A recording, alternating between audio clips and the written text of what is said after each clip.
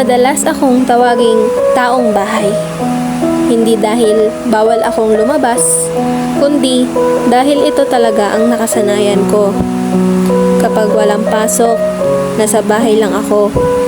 Nagpapahinga, tumutulong sa bahay, o gumagawa ng schoolworks.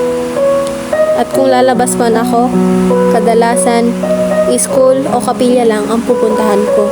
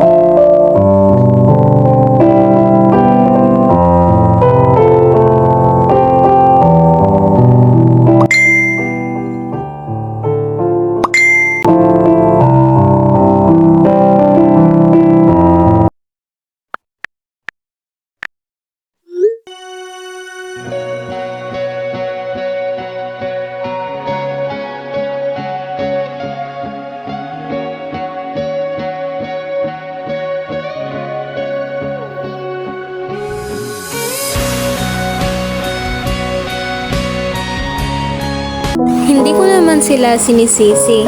Siguro, hindi lang nila naiintindihan kung bakit iyon ang lagi kong pinipili. Minsan, nalulungkot din ako. May mga pagkakataong gusto ko ring sumama, tumawa, at gumawa ng memories kasama sila. Pero may mga bagay na mas mahalaga para sa akin.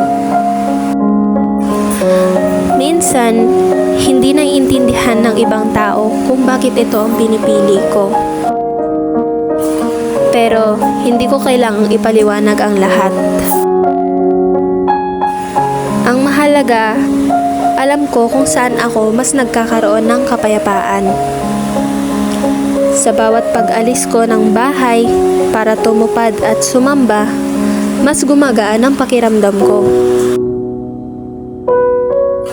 Hindi man ito makita ng iba, alam kong ito ang nagbibigay sa akin ng tunay na saya. Oo, taong bahay ako. Hindi ako palaging nasa galaan. May mga lakad akong tinatanggihan at may mga pagkakataong hindi ako nakakasama. Pero wala akong pinagsisisihan kasi alam kong bawat desisyong ginagawa ko ay may dahilan. Hindi man ako masaya sa paningin ng iba, masaya ako sa buhay na meron ako. At para sa akin, sapat na lahat ng iyon.